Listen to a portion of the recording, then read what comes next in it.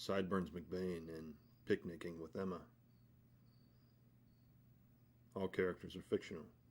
Any similarities they share with real people is simply coincidence. I was making love to Emma Watson under a Tuscan sun last Tuesday when I began to consider the decline of picnics in America. She ran her fingertips down my sideburns, exhaustion washing over her, as the hour hand finished its lap around the clock since the time we'd began. Her eyes closed and she started to snore, so I covered her with a blanket and set out for my 10-mile jog. In Tuscany, they call them 16 and 9/100ths kilometer jogs. As I came into the capital, I peeled off and stopped in at an Italian restaurant to carb up on a plate of fettuccine alfredo. In Italy, they just call them restaurants. I made fast friends with my waiter, Giuseppe, and I told a Florence Nightingale joke. It was the one about the pepper shaker. I described the circumstances of the traditional American picnic and asked Giuseppe if his people had any similar custom. He said that they did, and that in Italy, it's called a picnic. He went quiet then for several moments before expressing that in Italy as well, the picnic was fading. I touched his shoulder and he turned away from me, and I whispered after him, "Damn your stubborn pride, Giuseppe." But he was through the doors to the kitchen. I finished my pasta and began to jog west. But when I made the coast, I didn't feel much like a swim, so I took off my cowboy boots and carried them over one shoulder so that I could feel the stand between my toes. Cowboys just call them boots. I stopped and held my breath to better listen to the voice I thought I'd heard. I scanned the beach, but I could only find jovial beachgoers kicking soccer balls to each other. I narrowed my eyes against the Tuscan sun and searched the water, but I could only see jovial swimmers bouncing soccer balls to each other off their foreheads. In Tuscany, they just call it the sun. My eyes fixed on the black-haired head that bobbed up out of the waves at the edge of the horizon, and her panicked voice called out until she was taken under again. I threw down my boots and took a soccer ball from one of the children and launched it with all my might out into the sea and charged after it, diving into the waves. When I reached her, she was unconscious, but the soccer ball rested under her cheek and held her face above the water. I wrapped an arm around her and escorted her back to the sand on my gentle backstroke. She was awake then and began to cough in a feminine way. Her hand went to her left buttock and she called out, "Charlie Cavallo, Charlie Cavallo." My Italian is spotty, but I could see that she was trying to tell me that the muscles of that buttock had seized up. So I rolled her to her belly and began to massage the muscle into relaxation. I noticed then that a half-dozen beach toughs were approaching. My moment of relief passed when I realized they had not come to help this poor woman.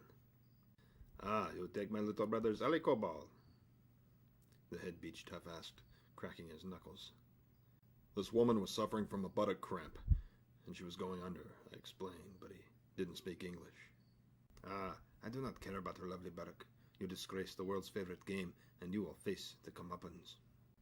I tried to explain to him that back home in Missouri, soccer is only a game our toddlers play until they're old enough to understand baseball, but people around the world have little tolerance for American culture. "I spit on your American blue jeans," he cursed.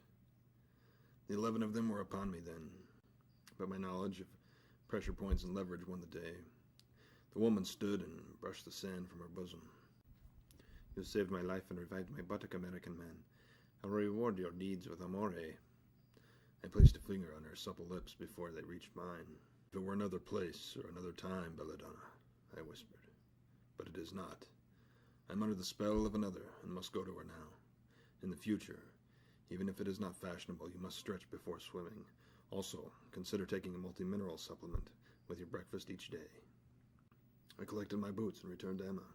She woke as I sat on the side of the bed, and a bit of her strength was returning.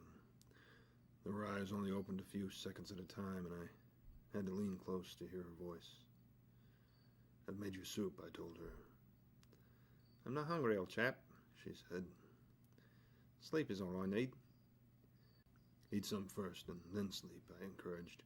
She smiled and took my hand. "Only if you tell me a story first," she said. "What story should I tell?" "Tell me the story of George Washington." "No, I told you the story of George Washington last time." "Bollocks. Elvis Presley, then." "Fine. I'll tell you the story of Elvis Presley, but only if you eat. She agreed, but sat up when she recognized sadness in my eyes. I didn't want to burden her, but she persisted.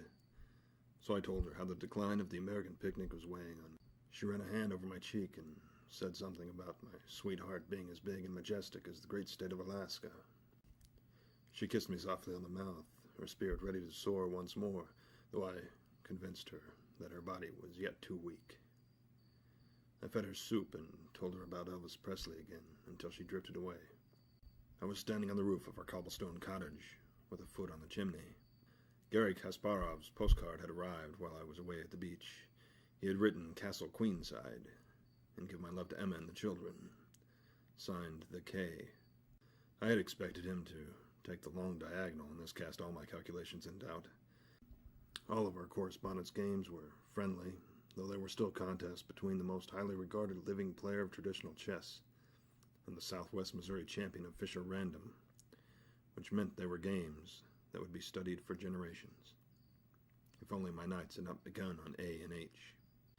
The night passed overhead, and the sun I had watched set before me snuck up behind me as I considered my answer. Emma's hand on my arm brought me back to the present. "What time is it?" I asked with alarm. "Breakfast time." "I'm sorry I didn't wake you. Can we still make it?" "We haven't anywhere to go presently." "What do you mean?" "You're starring in a $100 million Hollywood feature, and you start today. We have to get to the airport." "I called and canceled it." She shrugged. "You mean the Rubber Johnny Dodgers is going on tour?" "What tour?" "A tour of America. We're having a picnic a day until we've had one in every little town and big city in America. I'll use my celebrity to raise picnic awareness through the media as we go along. And I was thinking, you might telephone your old chum Barry and see about declaring an official picnic day to kick things off right." "That's a fantastic idea." And so, for the next 43 years, me, Emma, Benjamin Franklin, Winston Churchill, and baby Tom Pagnozzi had a picnic every day. And when we finally stood at the tip of the head of Florida, we looked back to see that families, old friends, and young lovers across the land were sitting in the grass and eating sandwiches together. Emma took my hand and smiled. "That, sir, is a lovely picnic basket," she said.